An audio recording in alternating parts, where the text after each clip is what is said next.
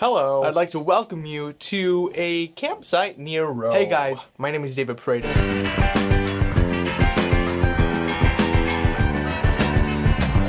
Before we actually get to like the Roman things, I wanted to show you my accommodation. We're staying at another campsite, but this time instead of in a tent, we're staying in a bungalow. And so it actually has 3 beds. There are 3 people that can sleep in this room. All of the storage space up here is like a dorm room or something. And I mean, if you take advantage of this cubby space, you can probably fit another like 3 or 4 bodies in here. I mean, people staying the night alive.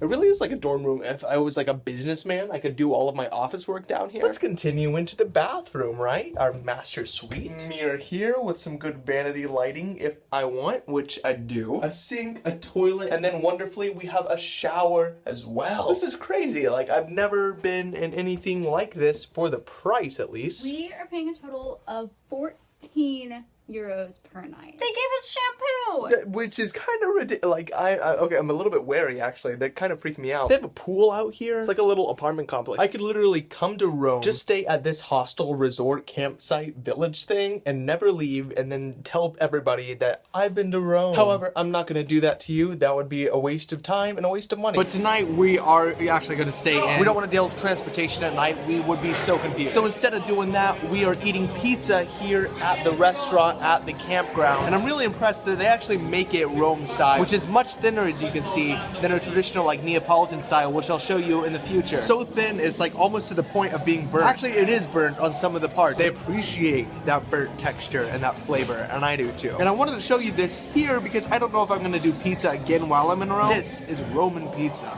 Good morning. We just got off of the train from the hostel, one of the all roads that leads to Rome. They say that Rome wasn't built in a day, but we're gonna try to see it in one. So we're walking out of the metro right now. We're at the Colosseum stop, and that is the Colosseum. They don't even like make you hold out for it. It's not like, hey, we need to figure out how to get to the Colosseum once we get off at the stop. It's pretty much the exact same thing as getting off at Westminster Station in London and then seeing Big Ben right in front of you. And we're not gonna go inside because like really none of my friends, nobody that I know has ever said, hey, it's definitely worth it to wait in that line to go inside of the Colosseum. This is actually the only notable place that we've been to that there aren't tons of people out here saying selfie stick, selfie stick, selfie stick, take a selfie, selfie, selfie, selfie stick, selfie. That's a good thing. It preserves the experience that way. But I really need a selfie stick now, and this is getting difficult. Heads up, if you're ever in Rome and you want to get some really good pictures, be sure to check everything out in the afternoon because the sun will bear down on the proper direction, and you won't get all the weird backlighting that I am. We're actually here at the Altare della Patria, altar of the fatherland, and it's a really tall building,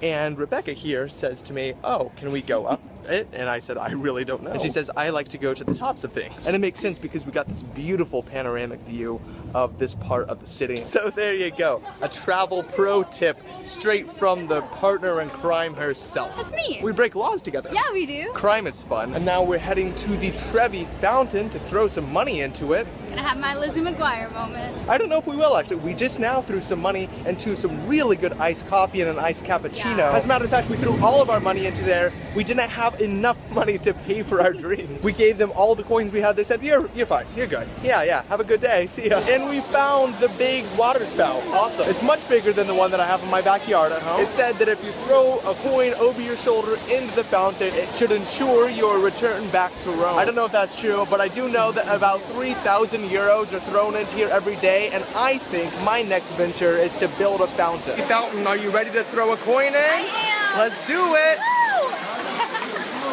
The city of Rome suggests that the more money you throw into it, the more likely you are to return. Except then you're broke and can't afford another plane ticket back to Rome.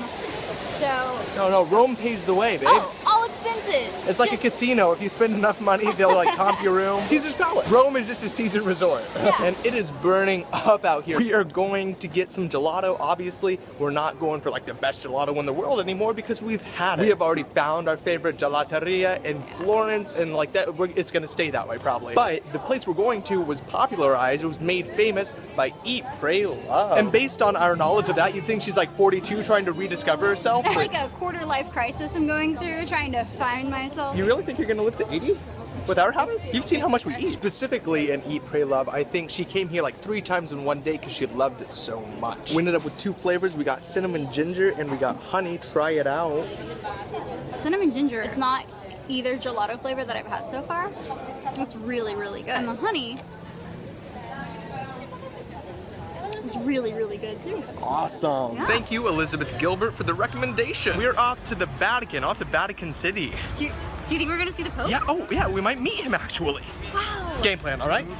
If we meet the Pope, do we lie and say that we're Catholic? Or is that even worse? I don't know. How about I just say that I'm a cat lady, but I mumble it, kind of slip it in really fast? I think that can work. You think that's good? Yeah. Loopholes, guys, loopholes. Oh, yeah. So we just went to the Vatican museums and to the Sistine Chapel, and we saw the ceiling. We did that. Really cool, really amazing. Of course, I could not take any pictures or video of it for you to see. They say it's because it's holy. I think it's because they don't want anybody to take their own pictures that they could then sell or not have to pay for it. It's a very capitalist society, the Vatican. And we're here at St. Peter's Basilica. We just went in. It is amazing inside.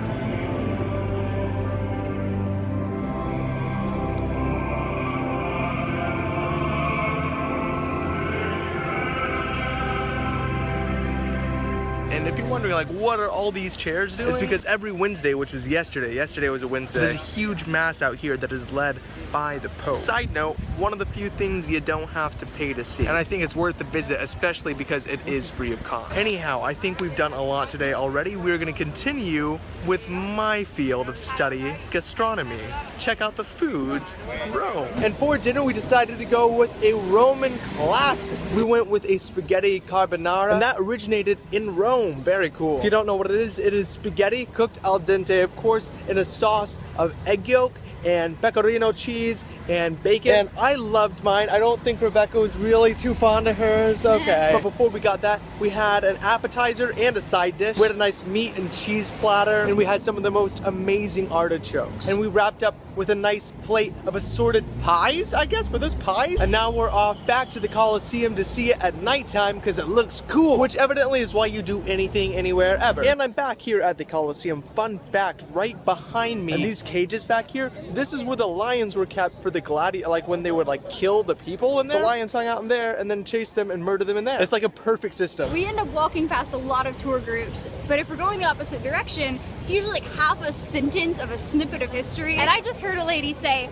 oh, this palace was built in, and then it cut off. And I'm sitting here like, someone built this palace? What a fun fact. His hands must have been huge. And finally for tonight, we figured it's probably a smart idea to come to the Pantheon while we are in Rome. And I'm glad we did. It looks real pretty. And I'm surrounded by a bunch of friendly faces. And that is what life is all about. Isn't that right? Yeah. That's a friendly face. It's a little bit saddening. I think this is the first night in all of the nights that we have spent so far in Italy that we are not going for gelato. Tonight, I think it's just a night for sleeping. So we're gonna go to the hostel and I will see you in the morning. Really just so that we can say goodbye to you, my friends. We came to Rome, we saw, we conquered. We did it all in pretty much like a day. I hope you enjoyed this video. If you did, please leave a like because she's cute. If you want to see more, be sure to subscribe to the channel. I will do more things in my life, I hope. And with that 15 miles of walking in Rome yesterday, I'm gonna go. So yeah.